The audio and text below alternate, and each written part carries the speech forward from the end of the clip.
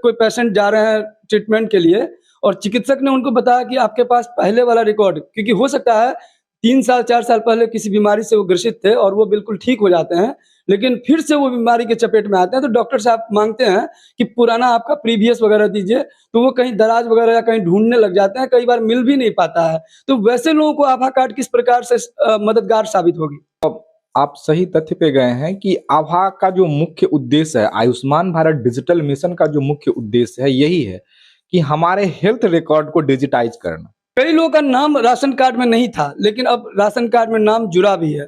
क्या ऐसे लोग आयुष्मान कार्ड लाभार्थी के लिस्ट में कब तक आने वाले हैं? आप लोगों की जानकारी के लिए बता दें कि वैसे सभी व्यक्तियों का नाम अब आ गया है।